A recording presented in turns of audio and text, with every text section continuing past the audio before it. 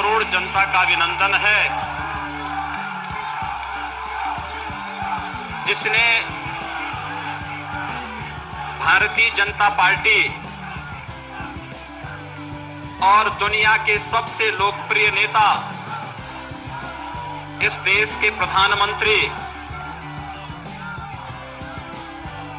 आदरणीय श्री नरेंद्र मोदी जी के आह्वान पर और भारतीय जनता पार्टी के यशस्वी राष्ट्रीय अध्यक्ष आदरणीय अमित शाह जी के रणनीति के अंतर्गत भारतीय जनता पार्टी को उत्तर प्रदेश में प्रचंड बहुमत दिया है। इस जनादेश का सम्मान करते हुए मैं आप सबका और उत्तर प्रदेश की 22 करोड़ जनता का अभिनंदन करता हूं।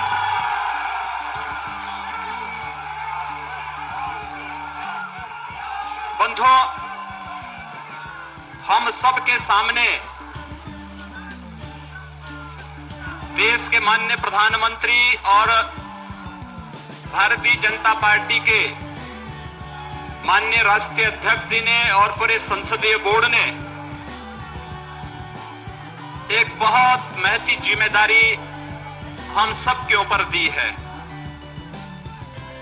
और वह जिम्मेदारी है कि इस देश में माननीय प्रधानमंत्री जी की भावनाओं के अनुरूप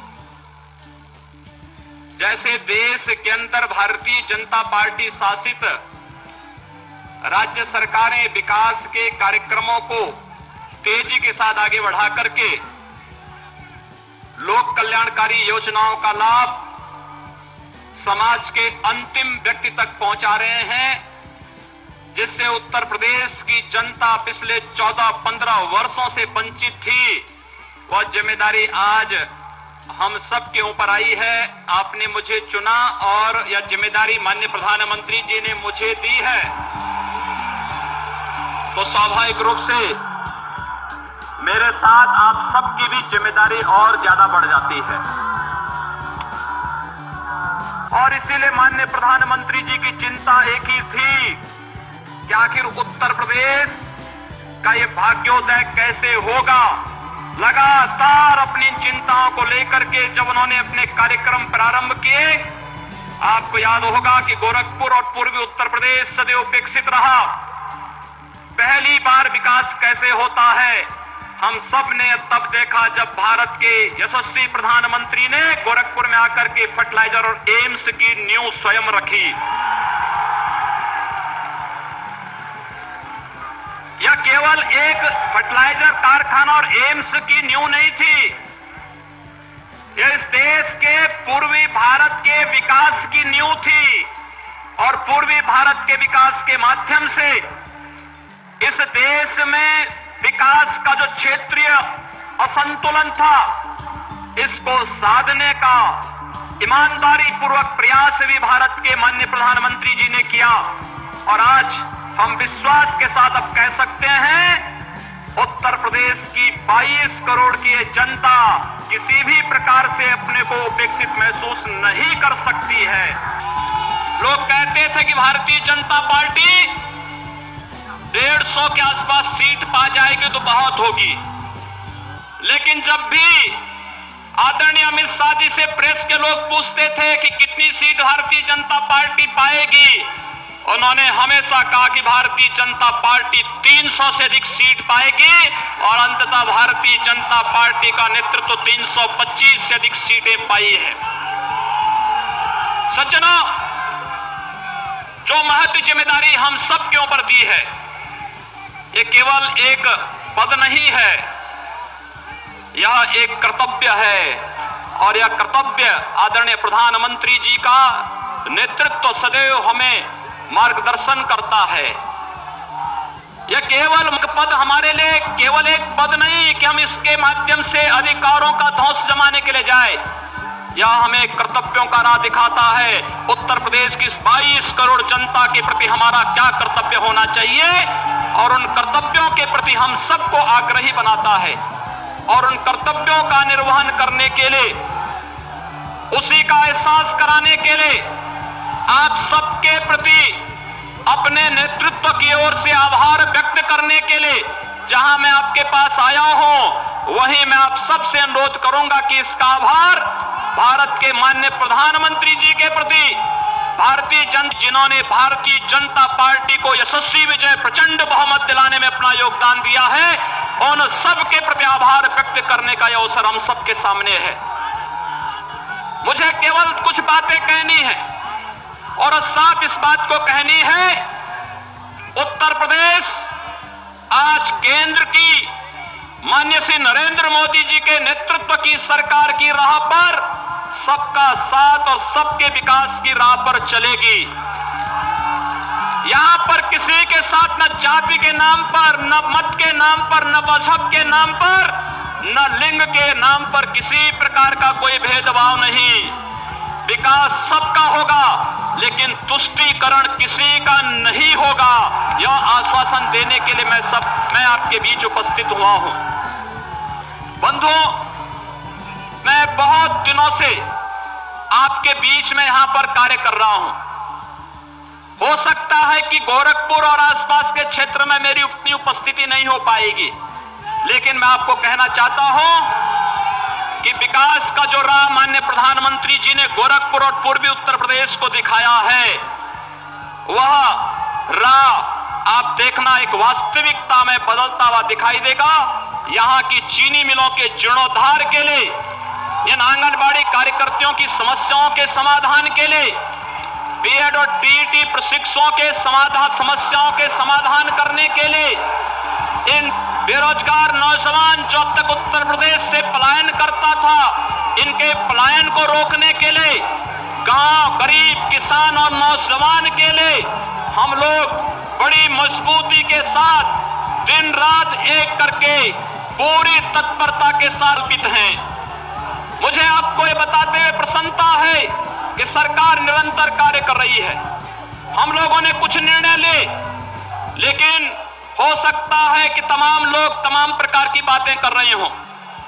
नौजवानों की समस्याएं हैं, माताओं बहनों की समस्याएं हैं, व्यापारियों की समस्याएं हैं, किसानों की समस्याएं हैं। सरकारें कैसे चलती हैं, उत्तर प्रदेश के अंदर भारतीय जनता पार्टी करके दिखाएगी। ये सरकार बता के दिखाएगी जनता के प्रति उसका लगाव कैसे होना चाहिए, आम जन के प्रति उसका संवाद कैसे होना चाहिए।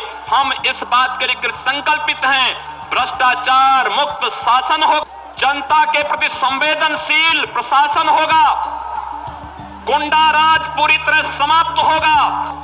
कि यही कार्य आज हमें उत्तर प्रदेश के अंदर करना है, संपूर्ण उत्तर प्रदेश के अंदर करना है। बहुत सारे कार्यक्रम होने हैं, उन कार्यक्रमों के बारे में हम अपनी योजनाओं को लेकर के समय समय पर आपके बीच भी आएंगे। और सचमुच मैं इसका अधिकारी नहीं कि आप मेरा नागरिक अभिनंदन करें। मैं तो आपके बीच का हूं, आपके बीच में सड़कों पर रह करके आंदोलन किया हूं। प्रधानमंत्री जी ने और माननीय राष्ट्रीय अध्यक्ष जी ने एक अवसर दिया कि मैं उत्तर प्रदेश में जाकर के अब केवल गोरखपुर की नहीं, केवल पूर्वी उत्तर प्रदेश में सीमित न रह करके उत्तर प्रदेश की सेवा मैं करूं और उत्तर प्रदेश को इस अराजकता से मुक्त करने के लिए जो टीम बनी है उसका नेतृत्व करूं। और कार्यक्रमों की श्रृंखला में आपने देखा होगा कि इस दौरान हमने कुछ कार्यक्रम प्रारंभ किए हैं। मेरे पास लगातार सर्वाधिक टेलीफोन आए माताओं और ओर से, और इस बात की शिकायतें आती थी कि हम विद्यालय जाते हैं, नहीं जा पा रहे हैं, छेड़खानी होती है। सरकार बालिकाओं की सुरक्षा के लिए, माताओं की सुरक्षा के लिए संकल्पित है। हम लोगों ने प्रशासन से कहा है कि ऐसे तत्वों पर कड़ाई बरती जाए जो मनचले हैं, सौदे किस्म के हैं। वे नौजवान नहीं हो सकते। नौजवानों की दिशा रचनात्मक होती है, समाज और राष्ट्र के प्रति वे अपने कर्तव्यों को समझते हैं। ऐसे लोगों को नौजवानों की श्रेणी में मत रखिए। उन मंचलों और सौदों पर कड़ाई होनी चाहिए। और हमारे लोक कल्याण संकल्प पत्र के तर्ज पर हम लोगों ने एंटी रोमियो स्क्वाड को उत्तर प्रदेश के अंदर सक्रिय कर दिया है। मैं प्रशासन को इस बात के लिए स्पष्ट कहूंगा कि राह चलते हुए नौजवानों पर सहमति के साथ बैठी भी कोई दो युवक और युवती है, राह चल रहे हैं, आपसी सहमति, उनको कतई न छेड़ा जाए। लेकिन इस बात को ध्यान जरूर रखा जाए कि अगर भीड़ भाड़ वाले स्थानों पर या स्कूलों के बाहर कोई इस प्रकार की हरकत करता है जिससे बालिकाओं की सुरक्षा के सामने खतरा पैदा होता है, वह विद्यालय छोड़ रही है, ऐसी स्थिति नहीं होनी चाहिए। और जहां पर होगा फिर वहां के जो भी अधिकारी होंगे, स्थानीय प्रशासन होगा, वह उसके प्रति जवाबदेह होगा। हमें बालिका और महिलाओं की सुरक्षा देनी है। रात्रि को 10 बजे 12 बजे भी अगर कोई बालिका कहीं से आ रही है और अकेले सड़क पर चल रही है तो अपने आप को सुरक्षित महसूस कर सके, उत्तर प्रदेश के अंदर एक ऐसी व्यवस्था हमें देनी है।